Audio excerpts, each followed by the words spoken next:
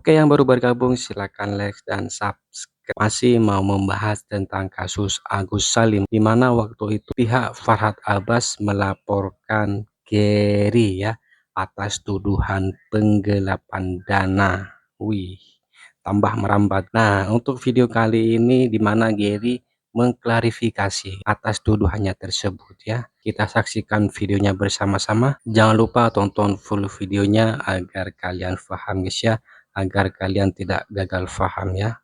Untuk videonya sebagai berikut. Terkait dugaan Ini Gary ya. penggelapan, penipuan Ya, yang terkait pasal 372 dan 378 KUHP betul. itu satu hal yang memang sudah dilakukan somasi sebelumnya ya oleh kantor PH Bang Farhad. Betul. Jadi ya kita udah cukup tahu sih, udah cukup baca apa-apa saja poin-poinnya yang memang mereka sangkakan seperti itu ya. Dan kemudian kalau memang sesuai beritanya sudah naik LP-nya, ya kemudian untuk substansinya, materi perkaranya mungkin dari sisi kita ini aja, kita persiapkan diri aja, persiapkan kronologi, data-data untuk klarifikasi gitu. Kalau memang misalkan itu sampai ke tahap tersebut gitu ya, paling itu aja sih. Karena kita nggak pernah berubah ya dari awal. Kita preskon sama Teteh itu di 28 Oktober kalau nggak salah, itu semua kronologi udah kita cetak, kita buatkan satu bundel, kemanapun kita pergi itu aja kronologinya, karena memang di situ udah lengkap semua alat bukti, petunjuk dan lain-lain itu udah kita compile, kita nggak ada masalah sih. Nah, kalau dana itu kan bisa ditelusuri lah ya, memang demikian nilainya. Di podcastnya Bang Densu juga kan disebutkan gitu kan. Kemudian juga beberapa kali dalam setiap kesempatan klarifikasi yayasan juga sempat menunjukkan gitu kan apa namanya tuh, mutasi rekening ya, mutasi rekening yayasan. Kalau nggak salah di mediasi yang pertama tuh, perundingan pertama di Gedung Juang. Mereka mendalilkan seperti itu kan, nanti beban pembuktiannya di mereka gitu ya. Kalau aku punya dasar sendiri untuk menjawab, tapi karena memang tadi sudah masuk ke materi perkara gitu kan, akan lebih baik nanti kita sampaikan aja di tempatnya gitu. Tapi kalau dari semua kronologi yang kita ceritakan itu semua mungkin bisa dilihat juga di YouTube-nya Pratiwi Novianti ya, YouTube-nya Tenovi. Di situ banyak video klarifikasi, baik itu klarifikasi dengan keluarganya Mas Agus, ayah kandungnya Mas Agus gitu kan.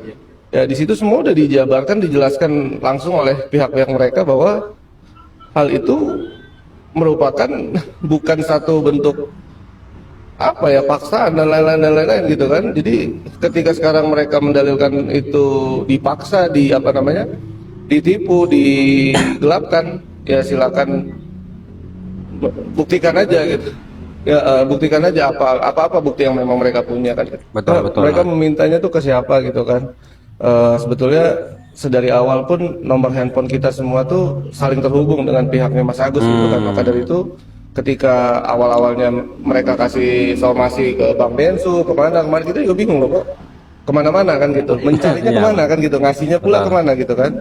Jadi kalau mereka juga mendalilkan sudah meminta ini itu, aku secara pribadi individu, baik sebagai individu maupun pengurus yayasan, kita belum pernah menerima surat secara resmi ataupun permintaan secara jalur individu melalui WhatsApp. Respon Tenovi itu begini, ini sekalian aku sampaikan ya. Jadi Tenovi itu kemarin Jumat itu udah ngeluarin surat sebagai ketua yayasan, memberitahukan kepada seluruh pengurus ya. Pengurus itu kan selain ketua ada wakil ketua, ada sekjen, ada wakil sekjen, bendahara dan wakil bendahara begitu ya.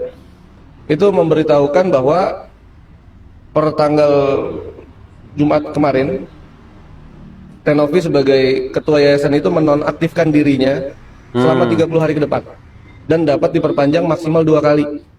Masing-masing periode 30 hari juga kalau memang diperpanjang. Kenapa tujuannya? Yang pertama di situ saya bisa baca, tapi saya nggak bisa publish karena ini internal yayasan ya.